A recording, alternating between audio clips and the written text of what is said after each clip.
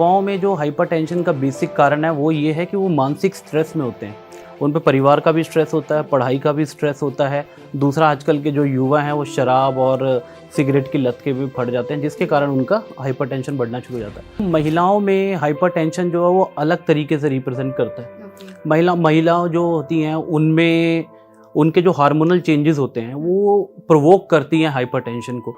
जैसे प्रेगनेंसी में हाइपरटेंशन होती है, फिर उसके बाद मीनोपॉज में हाइपरटेंशन होने के चांसेस होते हैं, और जो गर्भ निरोधक गोलियां महिलाएं खाती हैं उनसे भी हाइपरटेंशन होती है। अगर आप ब्लड प्रेशर जैसी बीमारी से बचना चाहते हैं, हाइपरटेंशन से बचना चाहते हैं, तो आपको शराब, हाई प्रोटीन डाइट, तेज मिर्च मसाले और कोलेस्ट्रॉल बढ़ाने वाली चीज़ें जैसे कि घी, मक्खन, इनका प्रयोग कम से कम करना चाहिए। आज 17 मई को वर्ल्ड हाइपरटेंशन डे मनाया जा रहा है। ऐसे में इस विषय पर और अधिक जानकारी लेने के लिए आज मेरे साथ मौजूद हैं जालंधर के आयुर्वेदिक स्पेशलिस्ट डॉक्टर अमित सिद्धू जी। डॉक्टर साहब, आपका बहुत बहुत स्वागत है हमारे हेल्थ शो में। थैंक यू मैम, नमस्कार जी। डॉक्टर साहब, जैसे कि हम बात कर रहे हैं कि हाइपरटेंशन, सबसे पहले तो हम यही जानना चाहेंगे कि हाइपरटेंशन का मतलब क्या है। हाइपरटेंशन का मतलब होता है मैम किसी पैथोलॉजिक कंडीशन के कारण, किसी बीमारी के कारण जो रक्त की धमनियाँ होती हैं, आर्टरीज होती हैं, उनमें ब्लड का प्रेशर ज़्यादा बढ़ जाता है। तो क्या होता है कि उसको ब्लड की सप्लाई मेंटेन करने के लिए हार्ट को ज़्यादा एफर्ट करना पड़ता है, ज़्यादा ज़ोर से धड़कना पड़ता है। उसको हम हाइपरटेंशन कहते हैं जी।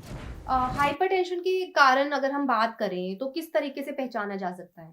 हाइपरटेंशन के कारण जो सबसे ज़्यादा मेन है, एक तो आजकल जो है वो है आपकी सीडेंट्री लाइफस्टाइल।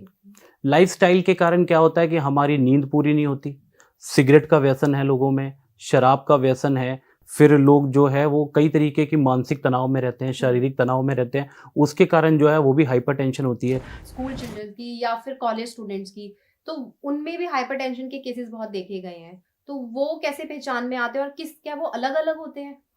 मैम, युवाओं में जो हाइपरटेंशन का बेसिक कारण है वो ये है कि वो मानसिक स्ट्रेस में होते हैं।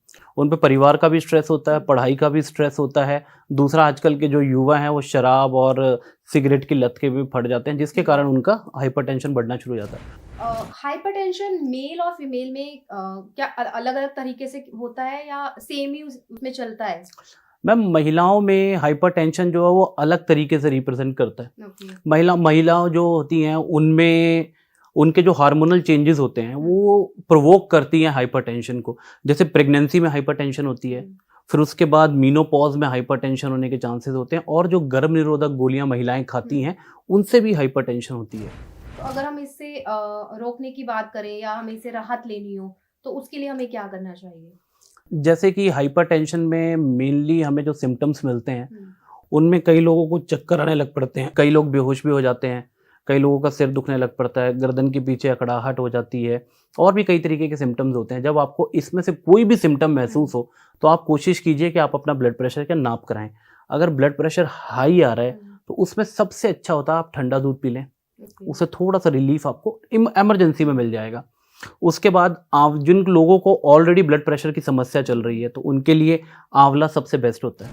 कई बार कहा जाता है कि हाइपरटेंशन या हाई ब्लड प्रेशर में उल्टा चलना, बहुत बार कहा जाता है कि अगर हम उल्टा चलेंगे, नंगे पैर चलेंगे तो उसका क्या असर पड़ता है। क्या ये बात सही है। मैम, ये जो आपने नंगे पैर चलने की बात करी है, तो ये क्या होता है कि ये जो ग्रेविटी का कॉन्सेंटेंट है या ग्रेविटी का जो आपकी बॉडी के साथ रिलेशन है वो और ज़्यादा स्ट्रांग होता है, तो आपका जो ब्लड की सप्लाई है वो नीचे की तरफ आती है, तो इसमें हार्ट को और ज़्यादा जोर लगाना पड़ता है। तो ये concept is very wrong. Okay, देखिए डॉक्टर साहब, हाइपरटेंशन और हाई ब्लड प्रेशर, क्या मतलब कि ये दोनों सेम ही है या कुछ अंतर है इनमें। मैम, ये दोनों बिल्कुल सेम है, ये सिर्फ प्रोनाउंसिएशन का फ़र्क है या बोलचाल का फ़र्क है। दोनों का मतलब ब्लड प्रेशर और hypertension is one of the same thing, सिर्फ ये प्रोनाउंसिएशन के लिए अलग अलग वर्ड बोले जाते हैं। अगर हम बात करें आयुर्वेद में, आपने बताया है कि इसका इलाज क्या है या हमें डाइट में क्या फॉलो करना चाहिए। इसके अलावा आप और क्या कहना चाहेंगे कि हमें इसको किस तरीके से रोकथाम के लिए अपनी चीज़ों को करना चाहिए लाइफ में। अगर आप ब्लड प्रेशर जैसी बीमारी से बचना चाहते हैं, हाइपरटेंशन से बचना चाहते हैं, तो आपको शराब, हाई प्रोटीन डाइट, तेज मिर्च मसाले और कोलेस्ट्रॉल बढ़ाने वाली चीज़ें जैसे कि घी, मक्खन, इनका प्रयोग कम से कम करना चाहिए।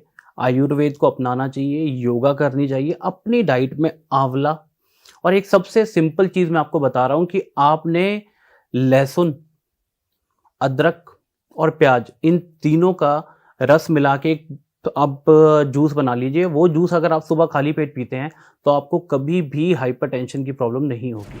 डॉक्टर साहब, इसके लिए आपका बहुत बहुत धन्यवाद। धन्यवाद मैम। अगर आपको भी इस तरह की कोई प्रॉब्लम है, हाइपरटेंशन है, आपको नींद कम आती है, या आपको लगता है कि मुझे किसी तरह के इसमें सिम्टम्स दिखाई दे रहे हैं, तो जल्द से जल्द अपने किसी डॉक्टर को जरूर दिखाएं। इस तरह की और भी वीडियोस के लिए जुड़े रहे तंदुरुस्त है नमा के साथ। तब तक के लिए नमस्कार।